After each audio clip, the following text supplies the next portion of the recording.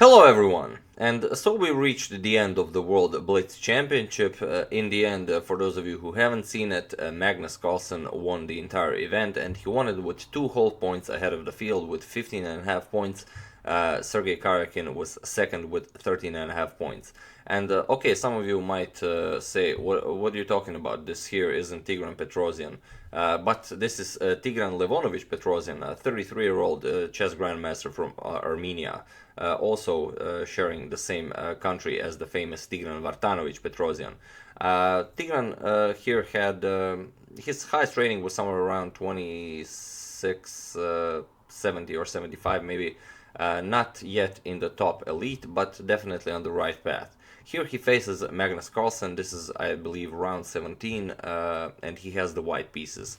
So let's see this game. And I've seen the interview with Magnus Carlsen after the entire event. He said that he was pretty lucky in pretty much every game yesterday. He said he was lost in every game yesterday. But saying you were lucky, it's something Mikhail Tal often used to say. In chess, luck favors the strong. So whenever you lose a game against a stronger opponent, you might have been in a better position, but the reason your opponent beat you isn't because he was lucky, it's because he's just better. That's the sad truth, and I myself always, often said that I had such a great position against a player 200 or 300 points elo above me, but in the end he won because he's a stronger player, and such is the case with Magnus Carlsen. He won because he's the stronger player. He wasn't lucky.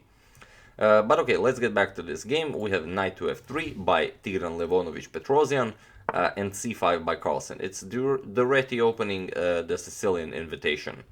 We have g3, g6, bishop to g2, and bishop to g7. Petrosian castles, knight to c6 by Carlsen. We have e4, d6, and d3. E5, c3, and knight g to e7. a3 by Petrosian, Carlsen castles, and we have b4. Carlsen plays a6, we have knight bd2, bishop to e6, and knight to g5 now. Bishop to d7 by Carlsen, not allowing the knight to be exchanged for the bishop, and now knight to c4. And here Tigran Petrosian is preparing something devious. h6 is played by Carlsen. And this isn't the most precise move. Here, Petrosian actually had a great chance to sacrifice a piece. Rather, Petrosian did sacrifice a piece, but he didn't sacrifice it in a way that he should have sacrificed it. The best move here is knight captures on f7. After rook captures, knight captures on d6. So you already grabbed 2 pawns for the piece, and you completely messed up black's pawn structure. After c captures on b4, b4, and a captures on b4, rook moves, queen to b3 check, king moves, and now you capture on b7. After the queen moves, depends on where the queen will move. You can either go to d6 or c5. White has so much compensation for this piece. It's 3 pawns and a much better position. This would have been great for Tigran Petrosian. But after h6, Petrosian decided to play knight captures on d6 immediately. Carlsen grabbed the piece, h captures on g5, and we have knight captures on b7. This does come with a tempo on the queen. We have queen to c8, and now knight captures on c5. So, a similar position, but black's pawn structure isn't nearly as ruined as it would have been if he played knight captures on f7, as I've showed previously. But okay, g4 by Carlsen, as the g5 pawn was attacked. We have bishop to g5, rook to e8, adding protection to the knight on e7, also developing the rook. And here white does have a couple of options. He could go f3 to either break this structure open and release his rook on the open f file. Rook to c1 is an option, but he plays queen to b3. And queen to b3 in this variation doesn't really give Petrosian that much. Knight to d8 by Carlsen. We have bishop to e3, and now knight to e6. Rook f to d1, and we have knight captures on e5. Bishop captures on e5 and bishop to e6 with a tempo on the queen. Queen to a4, we have knight to c6 now, and d4. Bishop to c4, d5 now, knight to b8, and bishop to f1. Bishop captures, rook captures, and knight to d7. Attacking the bishop on c5. Of course, Petrosian doesn't want to exchange this and ruin his pawn structure. He plays bishop to e3, and we have knight to f6. Of course, the c3 pawn isn't hanging, you can't capture it. Your knight, Carlsen's knight on d7 is also hanging. So knight to f6, we have queen back to b3, and now knight captures on e4 and c4. And Petrosian is still down a piece, but this beautiful pawn chain here on the queen side is surely compensation enough, especially in a blitz game. Queen to f5 by Carlsen.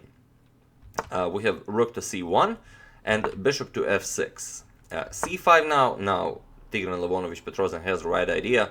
You have a lot of passed pawns, please push them.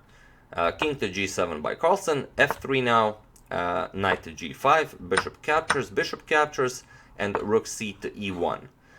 We have g captures on f3, rook captures on f3, and queen back to d7. And d6. And now these pawns are really looking good. If Petrosian could somehow support these pawns to continue pushing forward, it would be really great for him. But Carlsen immediately jumps into the counterattack. He plays e4. This comes with an attack on the rook on f3. Queen to c3 check by Petrosian. Carlsen moves the king back, king g8, and now rook to f2.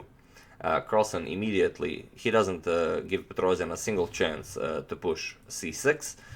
We have e3 attacking the rook on f2. And here, a rook f to e2 would definitely be a more resilient move. Petrosian played rook to f3. And this allows Carlsen a bit more counterplay. He plays queen to c6. This blocks the c pawn from advancing to c6, and also it comes with a tempo on this unfortunate rook on f3. So king g2 defending. This is never pleasant. You have to defend rook on f3. But again, now the rook is pinned. You placed your king on g2. Not a very enjoyable thing to do. Queen to d5 by Carlsen. We have rook to e2 now, adding protection to the second rank and also not allowing the pawn to advance any further. We have a5 by Carlsen, h4, and now a captures on b4. A captures on b4 and rook to a2. Petrosian doesn't have time to capture on g5 as the rook on e2 is hanging, so he has to deal with this. He plays queen to e1 to protect the rook. Rook captures, queen captures, and the other rook comes to a8. Now threatening rook coming to a2, winning the queen here. So again, Petrosian doesn't have time to actually capture the bishop on g5.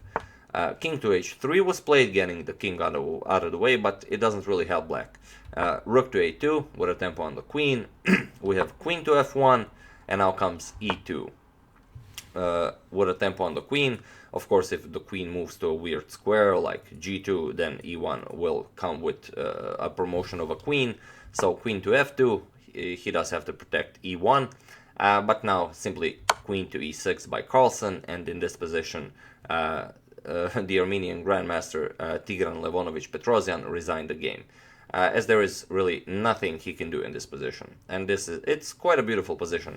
If he plays something like king to g2, simply e1 queen, and you don't really have a choice here. Your queen is under attack, it'll be captured.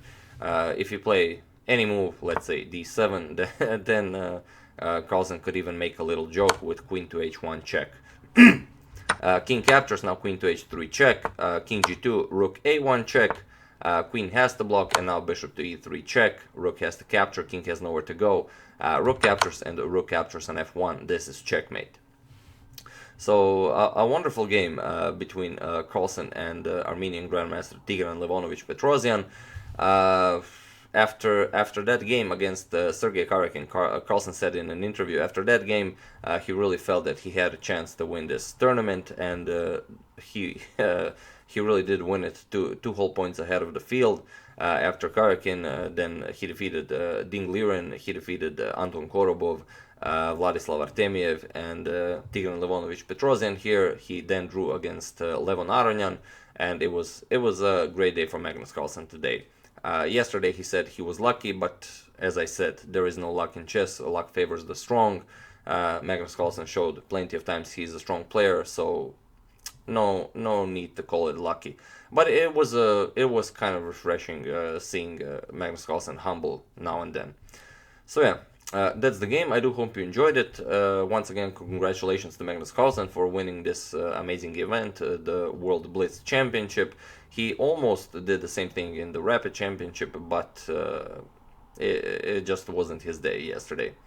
So yeah, I would like to thank Artu Kaipayanen and Matthew Hain for a contribution to my channel. Thank you a lot, I really appreciate it. As usual, you can check two of my previous videos here, both will be from the World Blitz Championship. And again, feel free to use hashtag suggestion to suggest your favorite game from the World Rapid and Blitz Championship. I will probably cover these games for the next couple of days. I still haven't covered that game between, I think it's from...